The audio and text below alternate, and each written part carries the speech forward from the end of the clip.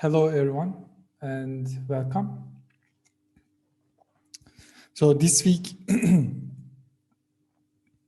we are going to talk about chapter 10.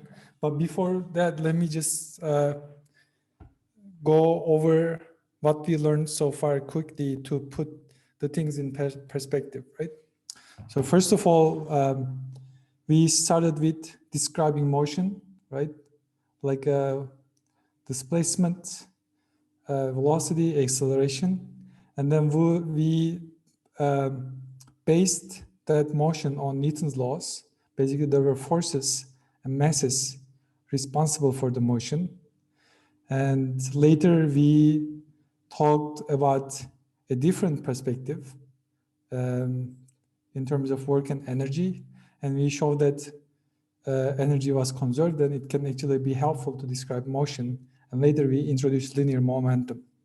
So now I want to introduce a different kind of motion this week, and it is rotational motion, okay? So this is chapter 10 in your book, and these are reading assignments. These are suggested problems. Hopefully we can solve those. Let's see. First, let me introduce the rotational motion. To be able to talk about rotational motion, we have to talk about angles. And for angles, we use radian. And if you're not comfortable with radian, it's actually not that hard. You can just remember 2 pi is equal to 63 degrees. And once you start using radian, there are some useful things you can use. Like, for example, if you are interested in the arc length of this disk here, for example, in some cases, we need to find it. And if you are using radian, arc length can be obtained like this. L is equal to radius time to angle in terms of radian. So if we define the angle, we can define angular displacement, like here, for example, delta theta is equal to theta 2 minus theta 1. Initially, your angle was something like this, and you rotated it up from like theta 1 to theta 2, and the change is delta theta. If you have delta theta, now we can talk about average angular velocity, like we did in the previous weeks. It is basically delta theta by delta t, and this unit is radian. So one thing to note is like this delta theta and as well as the omega is plus for counterclockwise rotations and minus for clockwise rotations. All right, so if we have like average angular velocity, we can talk about instantaneous angular velocity as the limit of this quantity as delta t goes to 0. And as you know, this is equal to like the first derivative of theta as a function of time. And from angular velocity, you can play the same game and define average angular acceleration, which is like delta omega, delta t, and instantaneous angular acceleration, which is first derivative of omega and the second derivative of angular position or theta. And this is the unit of this quantity is radian per second square. All right, now these were all angular quantities, and once you have them, you can actually relate them to linear quantities. For example, if you want to know the linear velocity of a point on a disk like this, you can use what we just introduced. You can use this. Basically, v is equal to dl dt, amount of path you took in unit time. And if you put like L is equal to r theta, like here, it's going to be like first derivative of, again, d theta. You can just take the r outside the derivative and it's like r times omega. And at the same point, you can talk about acceleration. And to find the acceleration, you can look at the second derivative of L as a function of time, which will give you second derivative of theta times radius r. And if you have that, that's like basically your acceleration tangential to like a disk of radius at that point. And since this is going to be like a circular motion, we also know that there should be like a radial acceleration like this. And we can just calculate it from like this v square over r formula. and total acceleration will be like this. Okay, just some new quantities, but nothing you didn't know before. So it's just relabeling the things you learned. Maybe we can just solve some examples and then try to see what all this means. So here is my first question. Suppose you are on like a carousel, I don't know, something like this. Maybe I can try to draw something like that. Okay, it's like spinning with some axis, and it is, the question is saying, on a rotating carousel or merry-go-round, one child sits on a horse near the outer edge, like one child is here on a horse. I cannot draw the horse on the outer edge, and another child sits on a line halfway out from the center, something like that. Okay. And the question is, which child has the greater linear velocity, A? So let's call this child 1 and child 2. So which child has the greater linear velocity, 1 or 2? 2, right? Yes, good, thank you. And B, which child has the greater angular velocity, 1 or 2? The same, right? So they are the same. Basically, I think that's important not to confuse ourselves. Angular velocity is a property of the entire rotating body. So V1 is smaller than V2, but omega 1 and omega 2 are equal. Okay. So let's go over like a numerical example now.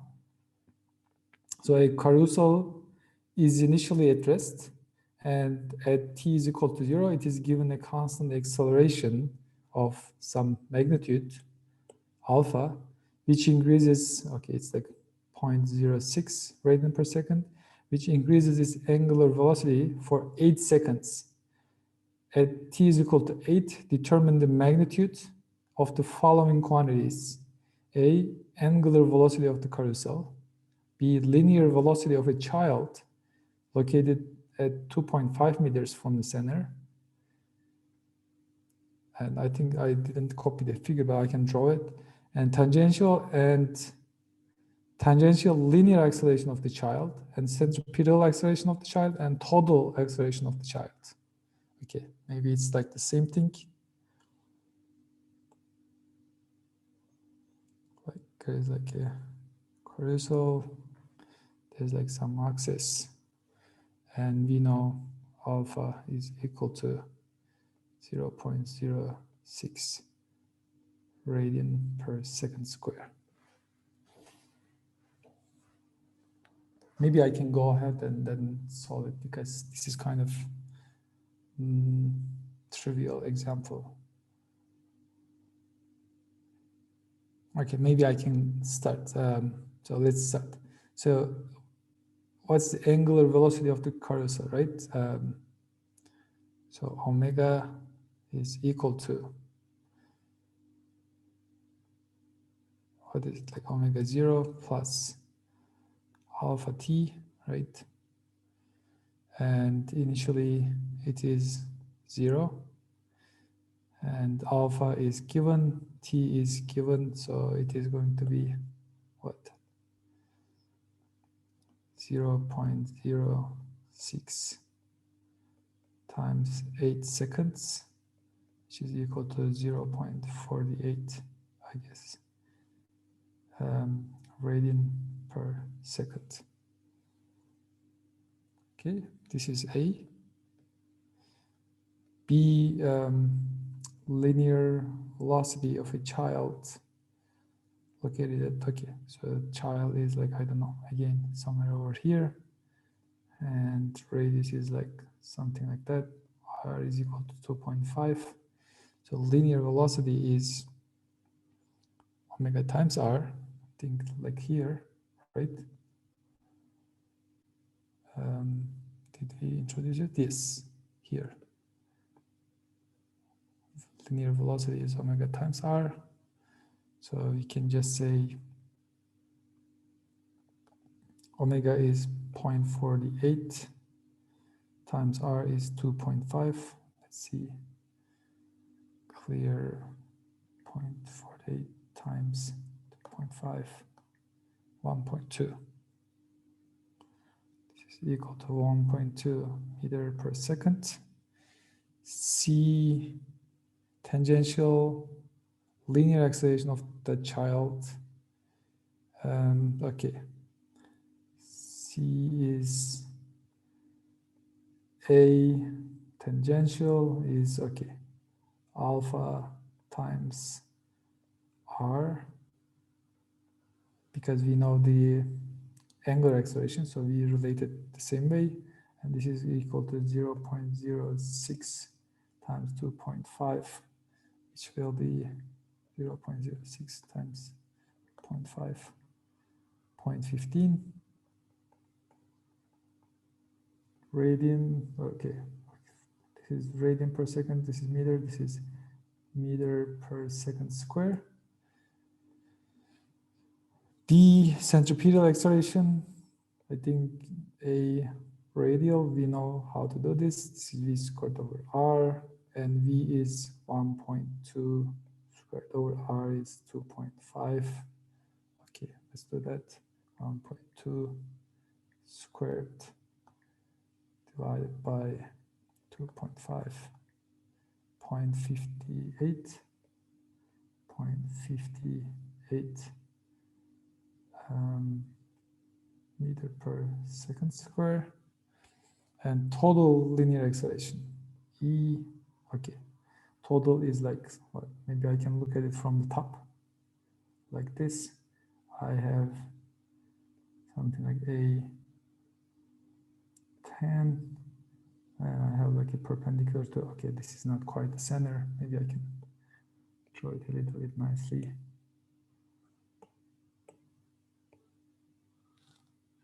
This one is a radial, this one is perpendicular to that, a tangential, and a total is, we can do the Pythagorean theorem, a tan squared plus a r squared. Okay, let's do that. So square of this guy plus, what was the other one? 0.15. 0.15 times 0.15 is equal to this, and take square root 0.6, around 0.60 meter per second. Okay. So now let's, so previously to describe motion, we introduced vectors, and we saw that they were actually very useful. So we can actually introduce vectors in rotational motion too. And these quantities are like angular velocity and angular acceleration. These are vector quantities, but the description of their vector quantity is a little bit different. So if you have a rotating object like this, the vector describing its rotation, omega, is obtained with so-called right-hand rule. You just wrap your fingers around that, along that rotation, and stick your thumb out, then your thumb will be pointing along omega. So you have to be careful with this. So this is not a left-hand rule. This is only working for right-hand rule. So this is strictly hand dependent. So be careful if you're left-handed. And if you, for example, I use my image editor to flip this image. If you flip the image, the rotation becomes like this. And of course, for this kind of rotation, you have to still use right-hand rule. This, you can see left-hand rule does not work, because right-hand rule actually gives omega pointing downwards. Okay, and you can see these pictures also flip due to flip. Or another way to see the oddity of this behavior is to put this in front of a mirror. For example, if you apply right-hand rule to this object, you can see omega is going to point this way. But if you apply right-hand rule to this object, so omega is going to point this way. You can see mirror image is omega is a little bit confusing, right? They are in the opposite ways. Whereas mirror image of like a linear velocity is in the same direction. So this omega behaves a little bit odd for this reason. And mathematically, sometimes people call this like pseudo vector rather than a vector, or like axial vector. Okay. So if you want to know the direction of alpha, you can obtain the direction from omega. Basically, alpha vector is vector derivative with respect to time of omega. And the direction is in the same direction as omega if it's like speeding up, or in the opposite direction if it's like slowing down rotation.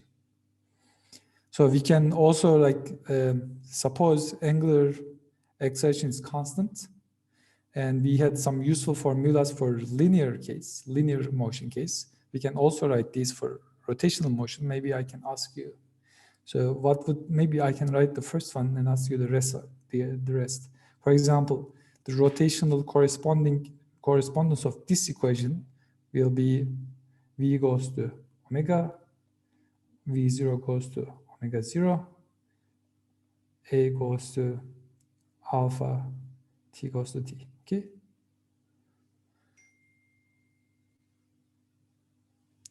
Now I can, how about this second one? X goes to, any guesses? Here x goes to, I want to write a rotational analog, okay, theta, thank you.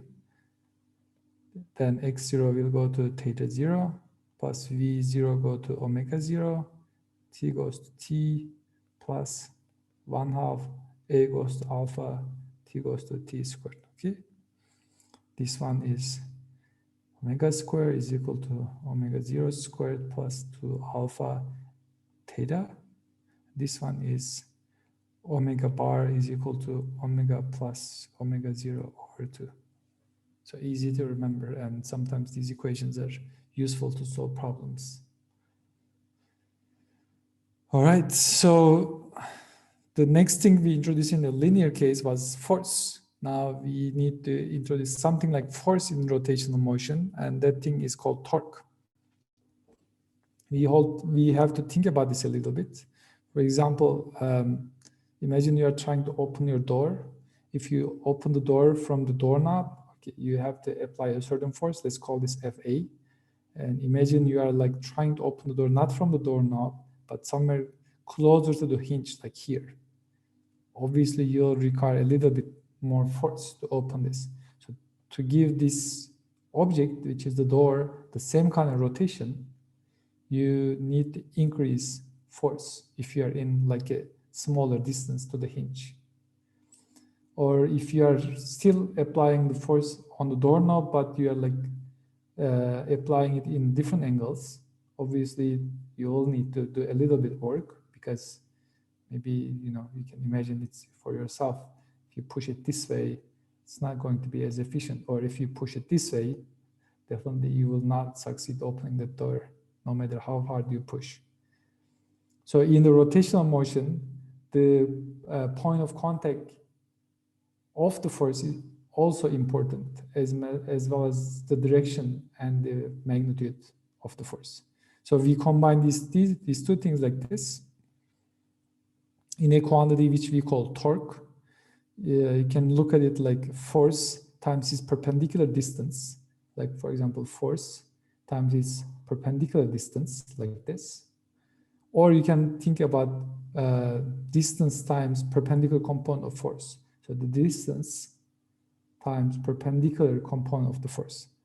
Either way, it's going to be equal to, torque is equal to F times R times sine theta, where the angle in between these two are theta. So if more than one force is acting on a body like this, you calculate individual torques and sum them up. And once you sum them up, like we talked, you expect that the opening of the door, or like the acceleration, this angular acceleration, should be somehow proportional to the sum of all these torques. Okay. So to make this equation a little bit more precise, we have to introduce inertia, like we introduce in the linear case, and we call it mass. But in the rotational case, let's see how it works. We need something like mass here. So here I can probably start from this equation, right? F is equal to ma, and I can just put what I know about A in the rotational case, because I want to convert this equation to it is rotational analog. So let's do this. So F is equal to m. Let's write R first, R alpha.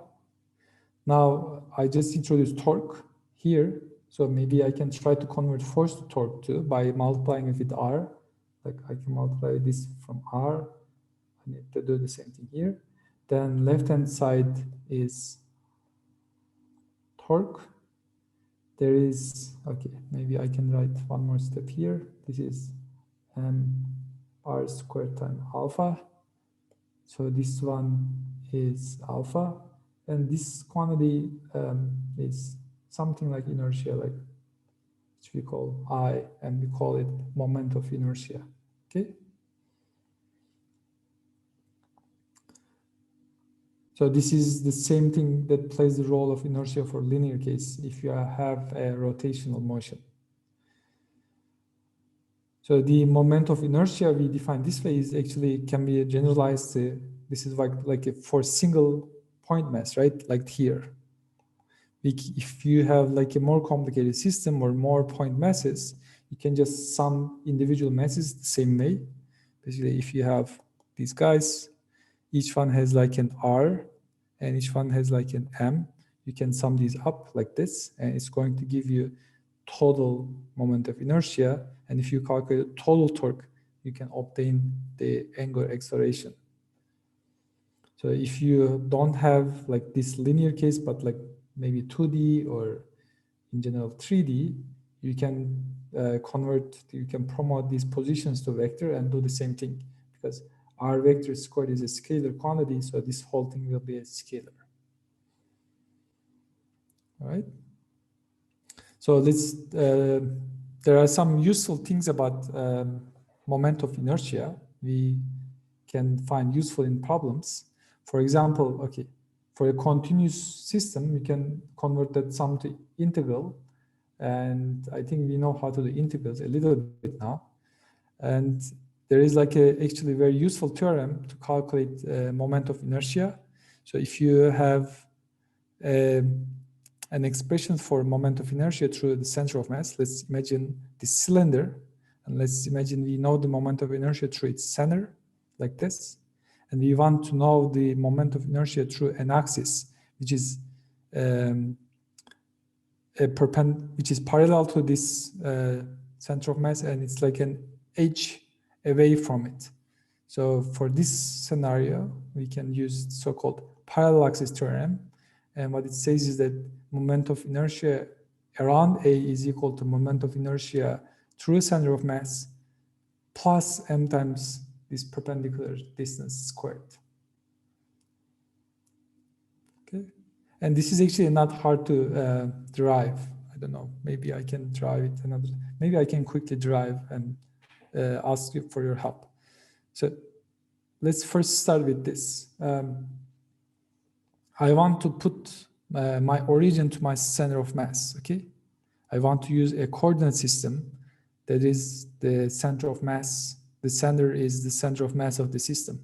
And I want to ask you, if I calculate a quantity like this, which is the center of mass, and my origin is center of mass, what is the result of this quantity? What do you expect this to be?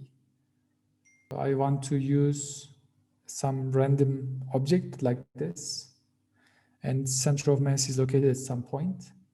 And I want to take this center of mass to be the origin. Then if I do this mi times ri, what would that be? This is 0, right? I mean, this is like 0, 0, vectorial 0, because like I said, I defined center of mass to be the origin, then it must be origin. So this is the definition of center of mass. Maybe there's like a 1 over m of overall 1 over sum over mi, which I didn't write. But if my origin is at center of mass, this whole quantity should be 0. Okay. And now I want to calculate this. I want to use this to calculate moment of inertia along an axis A. And let's write this. It is sum over all particles mi. Let's use this mi here. And its position is originally with respect to center of mass ri, like this vector. But I want to calculate moment of inertia with respect to this point, which is r of A. So then I need to find this distance, which is like this distance, or this distance minus this distance. Let's write this. This is position of A minus Ri squared. And now I can open this up. Small I mi Ra squared plus mi. Okay, let's write a separate sum for this. Sum over I mi Ri squared plus, or maybe minus 2 sum over I mi Ri dot Ra. Okay, so first let's start from the last. So since Ra is independent of sum, I can put it like outside the parentheses like this. And since this guy I just showed is 0, this is exactly the same thing. So I can just set this to 0. So the second thing here, this one is the definition of moment of inertia with respect to center of mass. Let's call this I center of mass. And the third thing, since Ra is independent of sum, I can put it outside the mass sum, and this one will be equal to m. And Ra squared here, if you look at this figure, Ra squared is basically h. So this one is h squared. So then we got the desired result. This is I center of mass plus m h squared. Okay. So there is also like a perpendicular axis theorem, which is not as useful because it's not always the case, because you can only use it for objects of uniform thickness like this, like pancakes. And the theorem says moment of inertia along z-axis like this is equal to sum of moment of inertia along x and y. And that's actually easy to see. So if you write Ix as sum over I mi xi squared, Iy is equal to sum over I mi yi squared, Ix plus Iy is equal to sum over I, okay, mi xi squared plus yi squared, but this is by definition I of c, so it's easy to remember. Okay.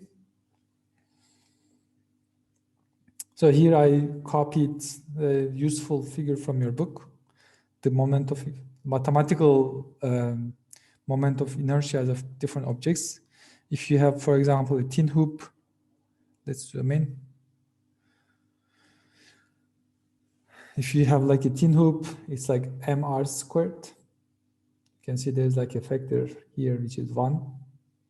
And if you flip this hoop and look at this factor, it becomes 1/2, and there's like some additional term depending on the width of the hoop. If you look at the solid cylinder, you can think of this to be like a filled hoop. You can see the factor 1 becomes 1/2 here. So solid cylinder has like a smaller moment of inertia. If you look at the sphere, it's okay. it's even smaller, right? If this is like 1/2, this is 2/5. 2/5 is smaller than 1/2. So in the case of sphere, you have like an even smaller moment of inertia. Here's a rod along its center like this. It's like 1/12, and so on.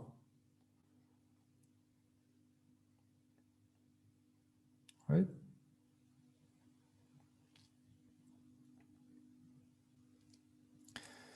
So okay, what else did we do? So okay, to put things in perspective, okay, like in the rotational motion, so we introduce vectors and kinematics.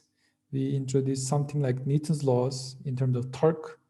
And the next natural thing to do is to talk about work and energy in the rotational motion. So let's do that. And for doing this, actually we can use what we know. Like actually from the outset, we can actually expect what it is, right? Translational kinetic energy is 1/2 mv squared. So you can just guess, even if you don't know anything, it should probably be something like 1/2 I omega squared, right? M goes to I, V goes to omega. So you should get something like this. But can we show this? Yes, we can. And I can just use the same trick. Like this, we basically use V is equal to R times omega. Or like for each part, if you have more than one particle, we can use some of them. So this is I. Okay, let's put 1/2 outside. Mi. Okay, this is Ri squared, omega squared. And this should be automatically equal to 1/2. Okay, this one is I. So this guy is I. So this is automatically 1/2 I omega squared. So let's get the work done. For example, for work, we define F dot dl. And for dl, we can do something like this. F, I already showed the dl is r d theta. And this object F dot r, or F times r, is equal to torque. So this is tau times dt. You could actually guess that from here too, right? F goes to tau, X goes to d theta. So let's try to prove something like work energy theorem. For that, let's start from here. Torque is equal to I times alpha. Let's see if we can manipulate this. This is I d alpha dt. And this is equal to I d alpha d theta dt. But this d theta dt is equal to basically v, so we can just say I d alpha over, okay, sorry, I didn't, I hopefully you guys have fixed this. This is d omega dt, this is d omega, and this is, okay, that makes sense a little bit more to me. This is d omega d theta times omega. Okay, now I can try to find work. I can plug this in here and find the work. Let's see if I can do this. I d omega, okay, maybe I can first write what it is. This is torque d theta. This is I d omega d theta times omega times d theta, but this will be equal to I omega d omega. We know how to take integrals like this. This is 1/2 I omega squared from initial to final, and this one will be equal to 1/2 I, okay, maybe I can delete and write it because it already appeared. This is 1/2 I omega final squared minus 1/2 I omega initial squared. So this is basically analog of work kinetic energy theorem for rotational motion. Okay, maybe we can just solve a quick example to see this in application. So imagine a rod is fixed from one end like this, and this rod of mass m is pivoted on a frictionless hinge at one end, so there is no friction, and rod is held at rest horizontally and then released. Determine the angular velocity of the rod when it reaches the vertical position, like here, and determine also the speed of the rod's tip at this moment. Okay, and speed, linear speed at this point. Can we use MGH? Exactly, yes. So more specifically, we can use, yes. And in the case of rotational motion, change in kinetic energy is something like this, right? Maybe I can go ahead and start. Okay, so like you said, right? So initially, okay, let's take first a reference point. And I want to take my ground zero to be center of mass. Okay, something like this. And this h height is L over 2. Okay, good. So initially I only have potential energy, so it is, let's write it, mgh. So this is equal to, so when you reach here, your center of mass, the center of mass of the rod is at ground zero, so there is no potential energy, so it should be all kinetic energy, and the kinetic energy is here is 1/2 I omega, if you like, omega final squared minus 1/2 I omega initial squared, but this one is zero because initially it's at rest, so this whole thing is equal to 1/2 I omega final squared. Okay, maybe we can just drop final to not write over and over again.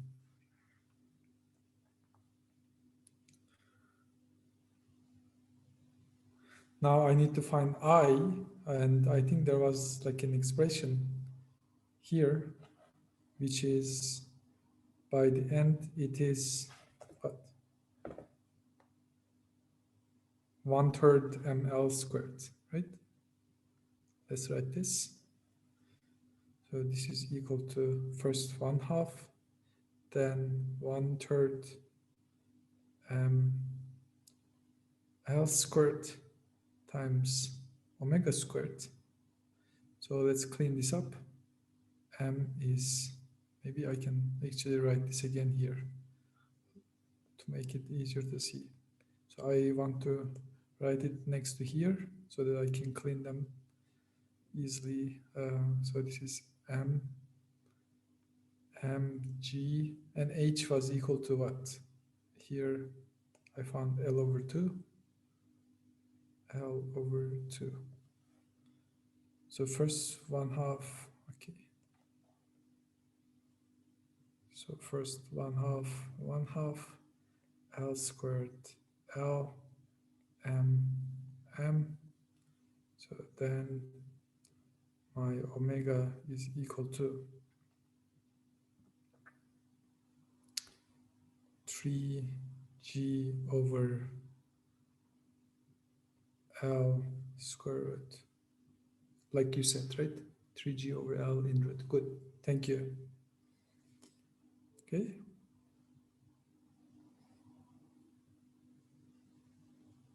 So once we know omega, we can calculate the, okay, what was it asking? Speed of the rod's tip at this moment. We can calculate that. V, maybe I can call it tip, is equal to omega times radius, and omega is 3g over L. Radius is equal to length of the rod L. So this whole thing will be equal to 3gl. Okay, not that hard. So consider the pulley in this figure like this. And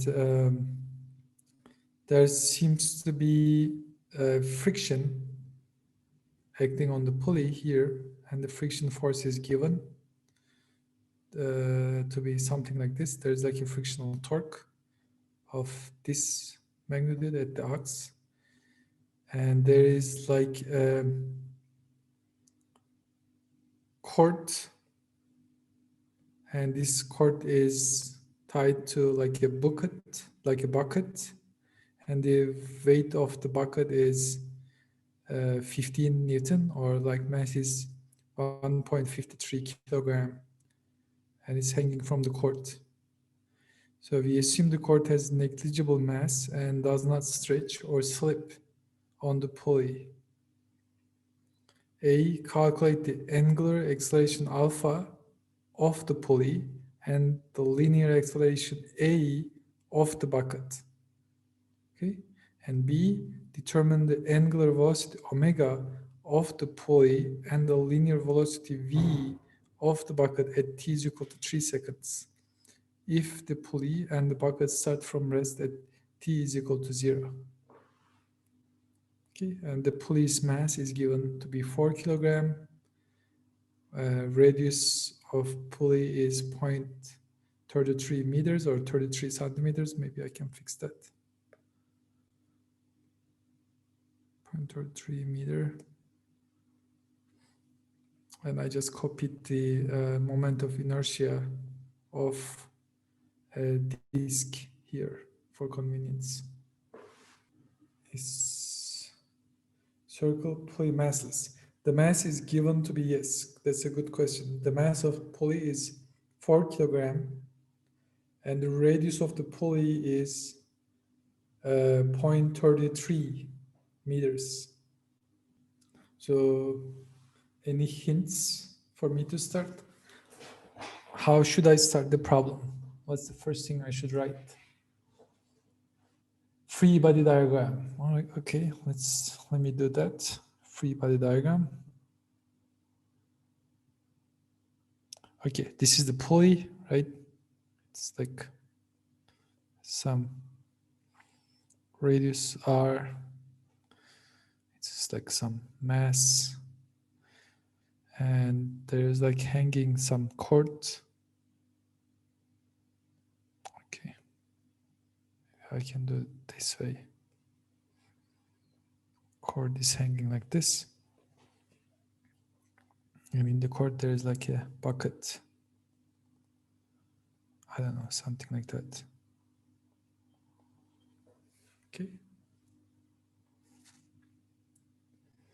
Now there's like some tension here, like Ft, and there's like some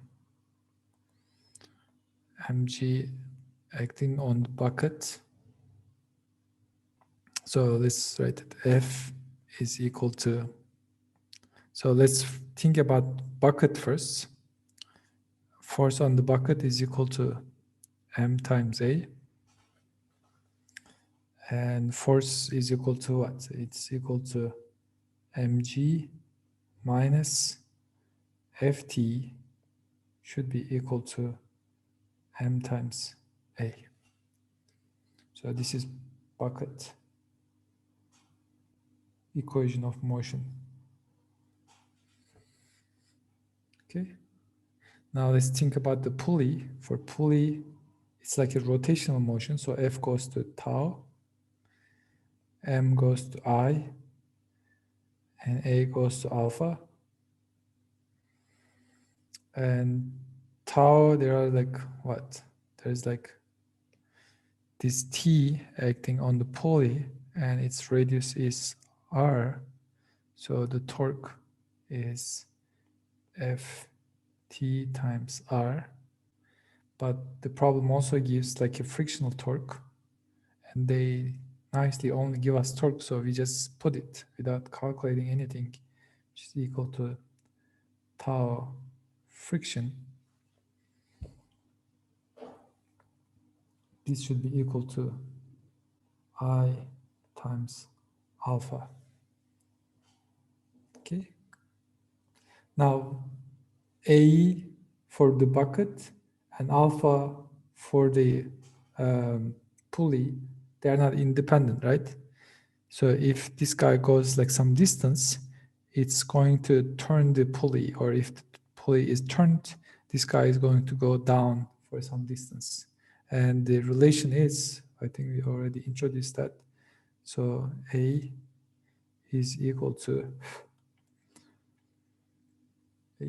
what? I forgot. Can anybody remind me? What is A in terms of alpha?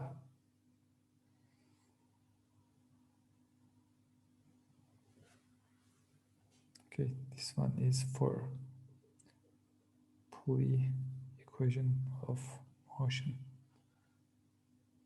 Alpha times radius. Yes, thank you. So this is alpha times radius. Okay.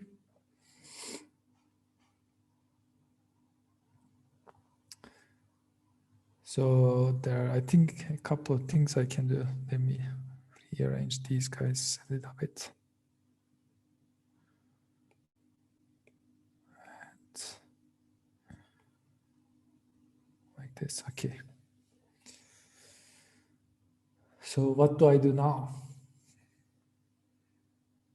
And I want to find A or alpha, because the problem is asking me calculate the angular acceleration alpha of the pulley and linear acceleration A of the bucket. We can find one and convert it easily. Yes, thank you.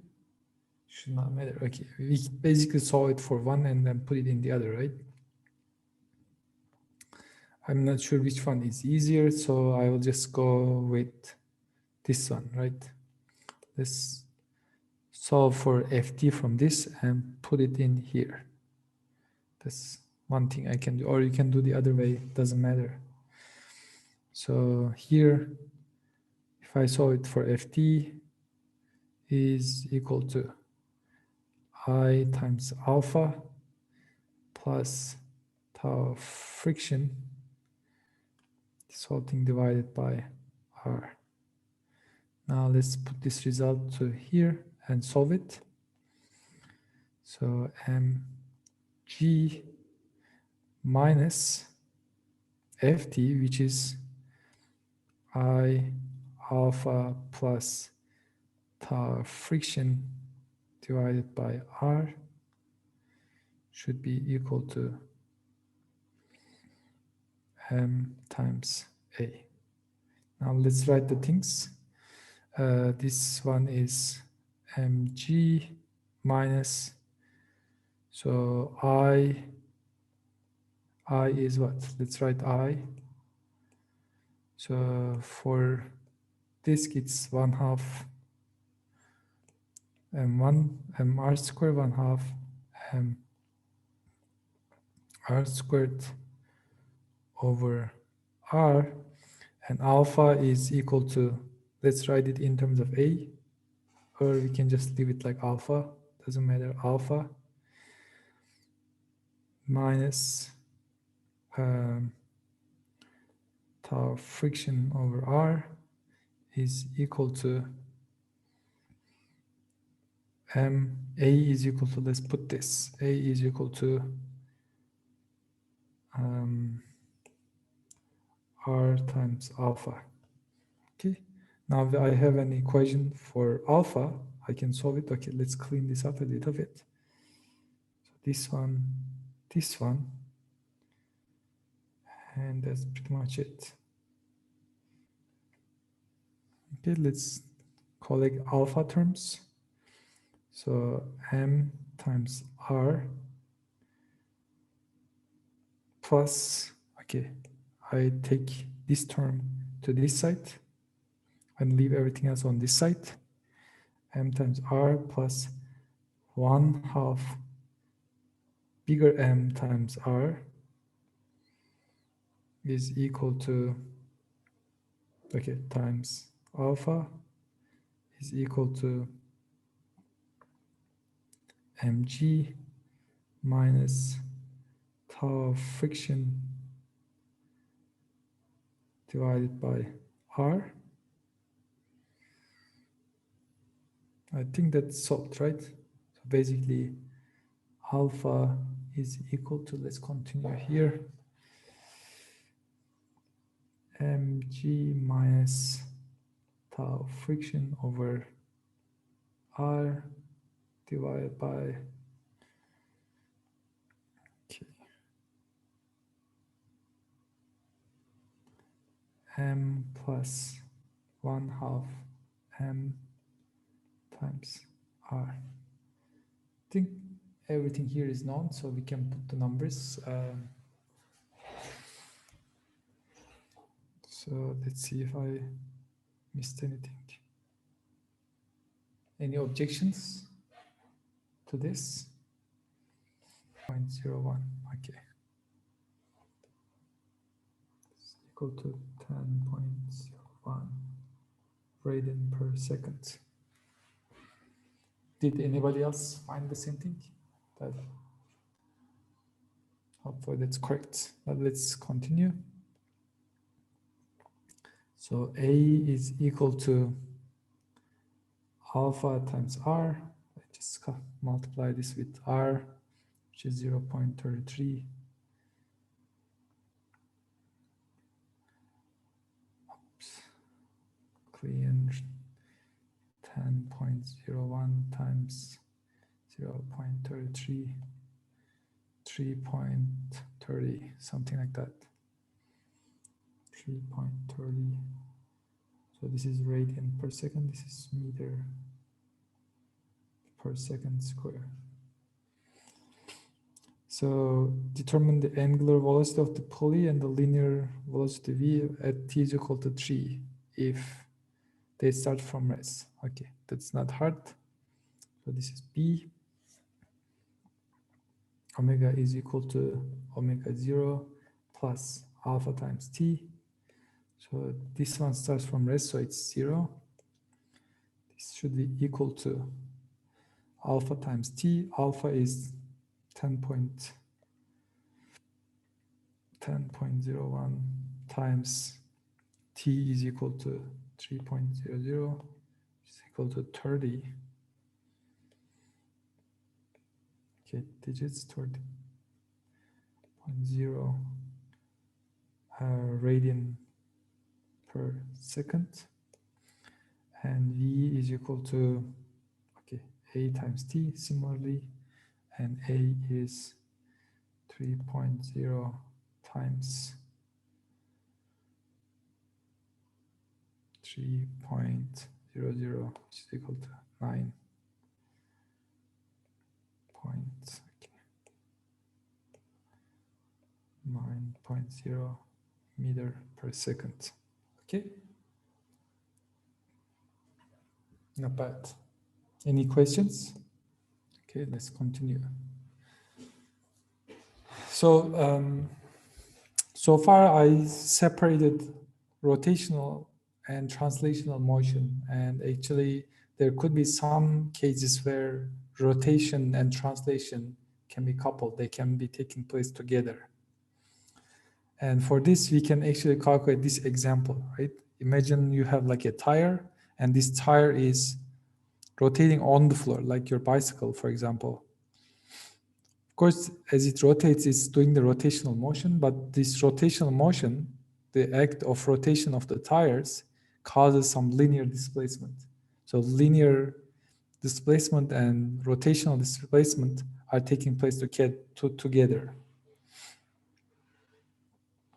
And for this, we can actually look at the geometry and say, for example, imagine you're keeping track of this point, which is in contact with the floor, or you can think of like a tape, if you like a two-sided tape, if you like, so that it's like stuck, and as you rotate, it unravels. So as you take like one full turn, it goes from here to here, and since it's like in the one full turn, this thing should come back here, you need to unravel this distance to here. And from the angular velocity, you can calculate the linear velocity. It's like this. Like basically v is equal to distance and time. And it's equal to distance is like 2 pi times r. And time is equal to, if you like, period. But this 2 pi over t is the omega itself. So it's going to be omega times r. And when we have this condition, when this is satisfied, the linear velocity is equal to omega times r for an object that moves. We call this rolling without slipping. This only happens if there is no slipping. If any point you had like a little bit, slip, this would not be equal to 2 pi r.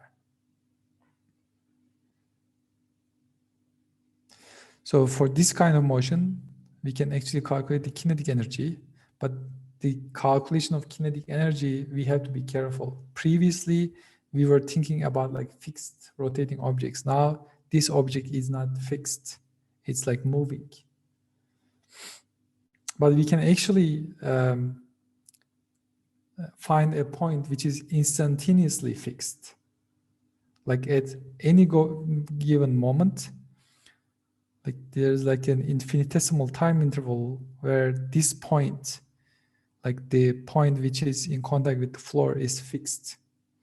Everything else moves for that instant, but this point. So you can think of this whole thing as like a rotational motion with respect to point P rather than here. And if that's the case, we can write this, right? Kinetic energy is equal to 1/2 moment of inertia with respect to point P times omega squared. And for moment of inertia, we can use the parallel axis theorem. So what we get is, okay, let's write this. This is 1/2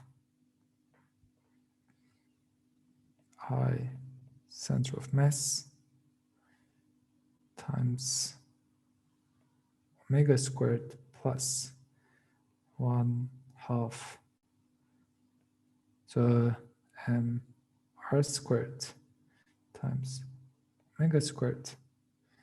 So this is, you can see this first one is k rotational plus the second one, if you look at this, v squared 1/2.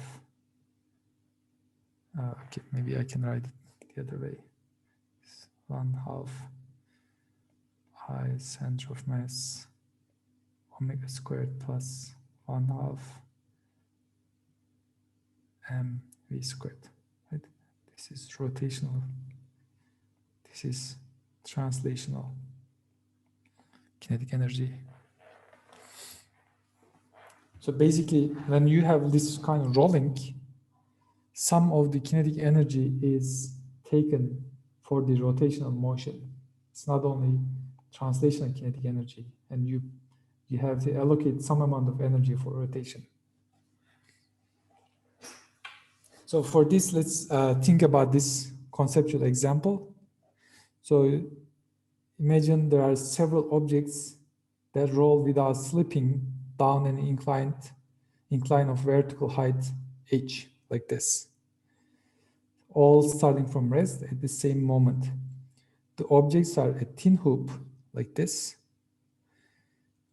a spherical marble, a thin hoop, a spherical marble, a solid cylinder, an empty soup can. And the question is, in what order do they reach the bottom of incline? Compare also the greased box that slides down an incline at the same angle without friction. The box is fastest, yes. And what's the reason for that? So less rotational energy, more translational energy. So yes, good, great. So like I said, when you are like taking like translational motion and rotational motion, some amount of energy should be taken by the rotational motion. And since the box does not have that, it's going to reach first. That's a good point. So how about these guys? How do you sort these guys?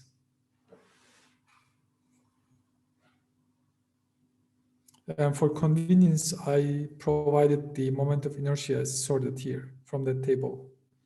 I initially had like what? Was it? I think it was somewhere here. Oh, here, right? A hoop is mr0 squared. If you have like a width, like a soup can, you have like this.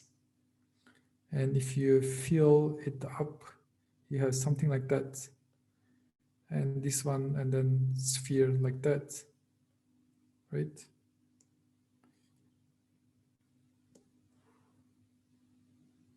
Yes, the biggest, so bigger the inertia, the more rotational kinetic energy you will need. So this will reduce the translational kinetic energy more.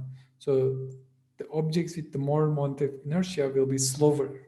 So the slowest one, or the one which is most behind, will be the hoop. The second is empty soup can. The third is the field cylinder. And last is the field sphere. So basically the answer is, so rotational kinetic energy will slow down objects, then sort them with respect to moment of inertia. Maybe I can write it. So it's like hoop smaller than, this is the last, okay, maybe I can just put commas. Last hoop, and then can, and then field cylinder, and then field sphere. Or like this is the first, second, third, and last. Of course, the box is like reaches earlier than any other. Okay. So here's another example. So a sphere is rolling down an incline. So what will be the speed of a solid sphere of mass m and radius r naught when it reaches the bottom of an incline if it starts from rest at a vertical height of h and rolls without slipping? And here's the figure. Assume no slipping occurs because of self-correction, which does no work, and compare your result to that of an object sliding down a frictionless incline. Maybe this is like related to be on time. Maybe I can go, let's see how many I have more. So other than this page, I have 2 more pages. So let's start. So how do I start? Help me. Yes, energy, right? Okay, let me do this. So at the top, it is just potential energy. So I'll just write mgh. So when it reaches the bottom, it's going to be rotational and translational kinetic energy. Let's write down. This is 1/2 mv squared plus 1/2 I omega squared. So for a sphere, I is equal to 2/5 m r0 squared. And we also know v is equal to omega times r naught. Okay. So let's do this. This is 1/2 m v squared plus 1/2 2/5 m r0 squared, and omega is v squared over r0 squared. So we can clean this one, this one. So 1/2 plus 1/5 is 5 plus 2, 7/10 m v squared. We can also clean these m's. Then, okay, basically v is equal to 10 gh over 7 squared. Okay. So now here's my question. Why do you think there is no role of friction here, right? Why is, so we only take potential energy and kinetic and rotational energies, but for rotational energy, you have to have friction, otherwise it wouldn't roll, right? And the question is, why did we ignore the friction? Why does the friction do zero work? Or I can ask, so are you really convinced that the friction does zero work in this problem? So, okay, maybe I can tell you the answer. So basically, okay, there can be several levels of answers to this question. Of course, in the real life, there is friction no matter what, but there is like an effect that we can consider for neglecting friction even further. So imagine a sphere is rolling without slipping, right? And I told you that there was like only one point in contact with the floor, like this, right? And the only point friction can act is this only point it is in contact, right? There's only one point. And now I said this point is instantaneously stationary for rolling without slipping, right? This whole object moves some way, but at that frozen instant, this point P on the floor and the point P on the sphere, they are like in contact and they don't move. Otherwise, it would be not rolling without slipping. Now, the friction is acting on this way on this point. And let's imagine on which direction this point moves. If you move just infinitesimal amount of time, this point will move to here, right? But the point is the displacement of that object due to this friction is in the perpendicular direction. So if you take like the dot product of this force and this displacement, it's going to be zero. So the displacement is always perpendicular for this rolling without slipping. So friction does no work. Okay. For this, the ideal scenario is like the sphere and the floor are in contact with only one point.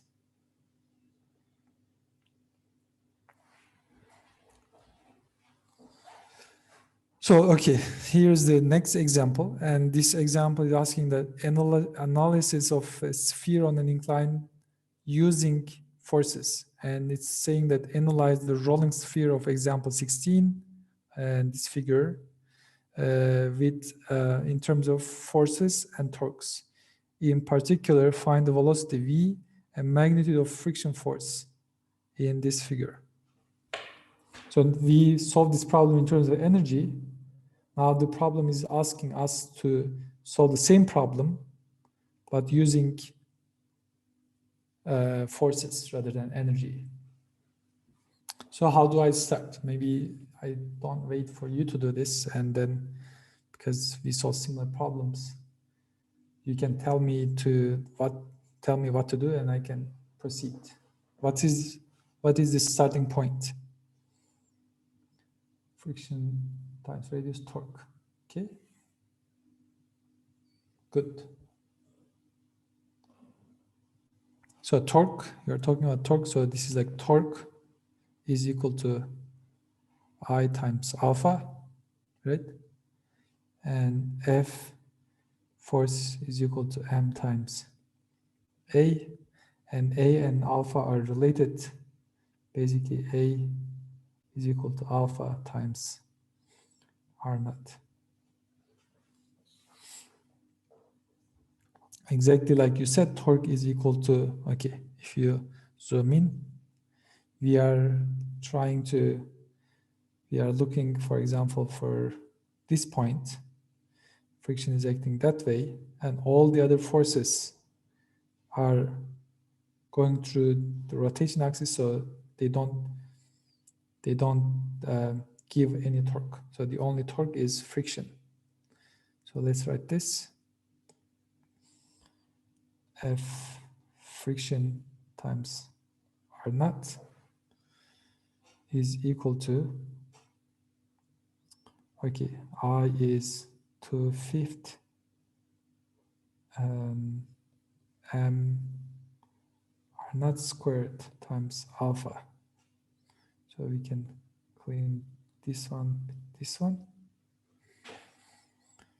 So for force, let's write the net force on the object. So what are the forces? So for linear motion, there's like mg, right? And so this mg has a component parallel to the plane, another component perpendicular to the plane.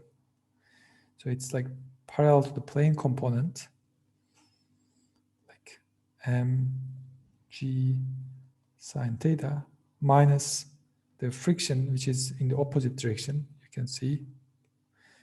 And the friction, maybe we can also put what the friction is, right? F friction is nu times mg cosine theta, or like F friction is nu times F normal. So that's equal to, at least for inclined plane, that's what it is.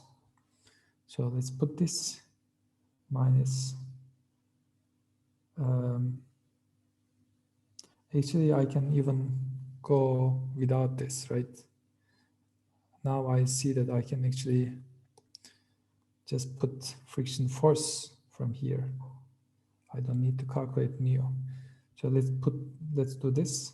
This is minus 2/5 m r0 alpha. So this is total force.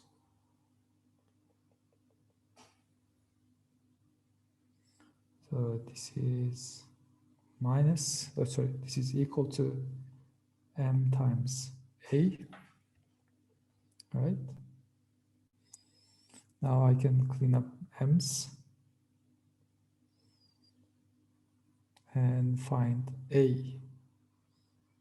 And to find a, I need to write a and alpha in terms of one another. So I just put, maybe I can do the other way. Maybe I can put alpha times R naught. So R naught plus, so m is cancelled, R naught plus, I take this term to the other side. 2/5 R naught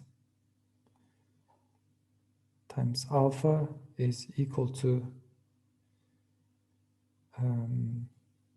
g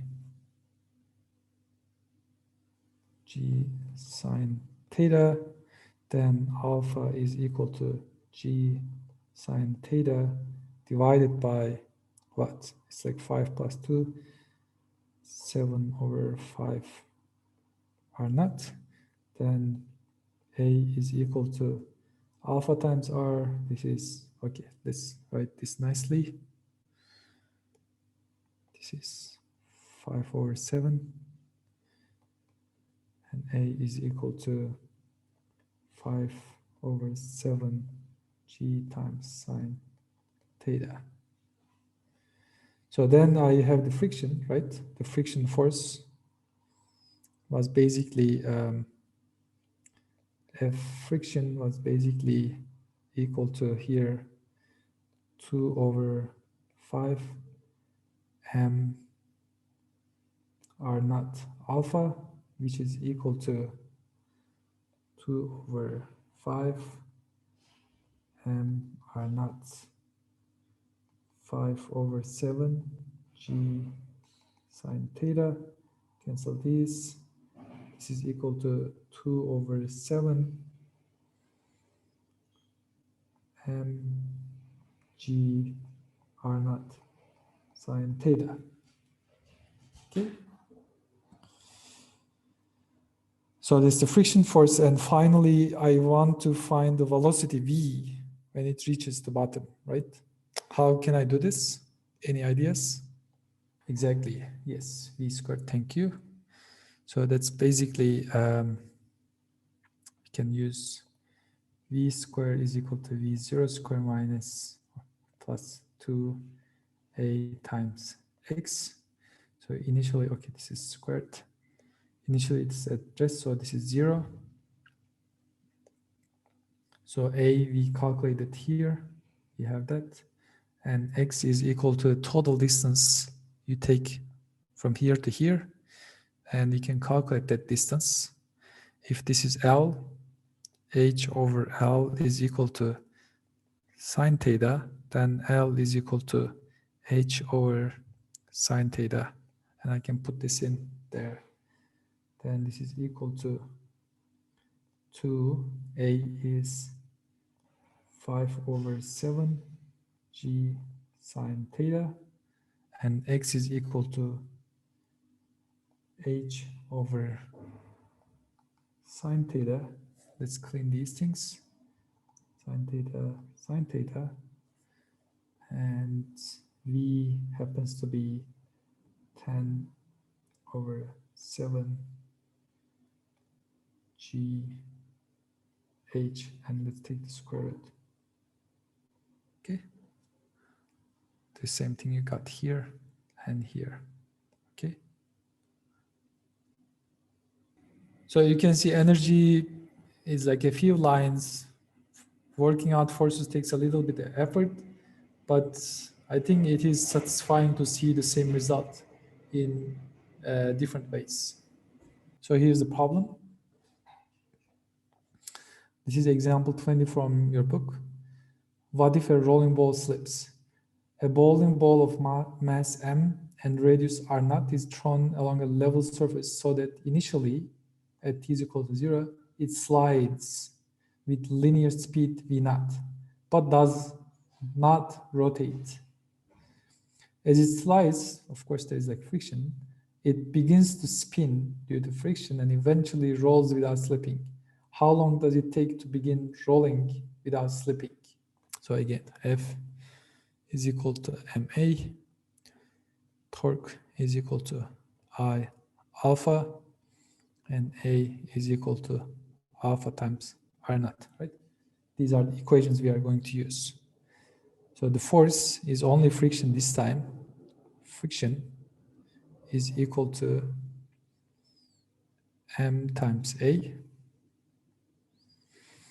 and torque is F friction times R naught is equal to, okay, let's write I 2 over 5 m R naught squared.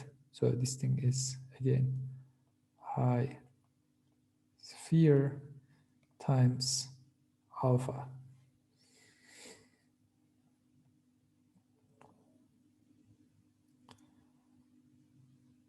So, okay. Now, okay, we know V is equal to V naught minus AT for linear motion, and omega is equal to omega naught plus alpha t, right? Linear motion is slowing down as the rotational motion speeds up.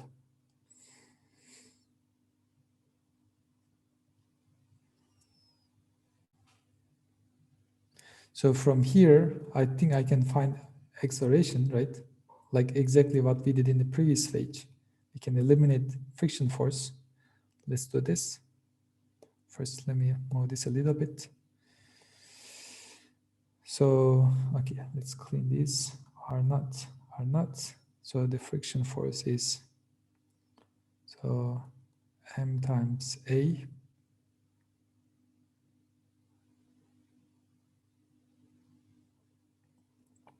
is equal to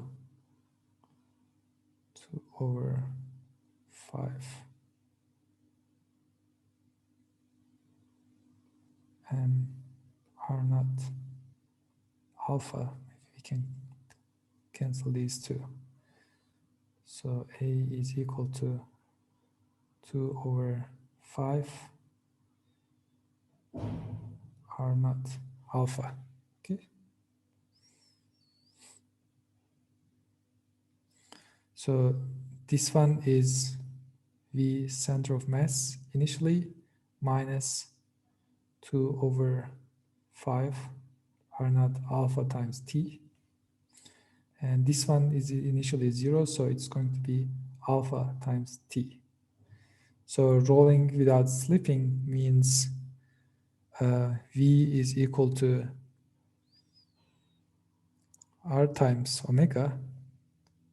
This is when rolling without slipping. Okay. Slipping starts. Let's solve this. So V center of mass minus 2 over 5 R0 alpha T should be equal to alpha times T. And now I can collect T terms here. Yes, right? Alpha times T times R. Yes, thank you. So this is R naught. Now I can collect these two. So this is 1 plus 2 over 5. This is 7 over 5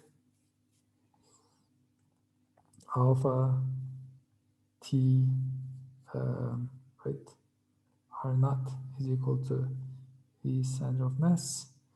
Then T is equal to 5 over 7 V center of mass over alpha times R naught. Now I need to find alpha. How can I find alpha? Okay, maybe I can continue tomorrow and leave it on the excited part, because I see some of you guys are already leaving. Okay, I'll say to be continued tomorrow. I think let's continue tomorrow. For now, I think we are out of time. If you have questions, we can talk. Otherwise, please feel free to leave. Have a nice day.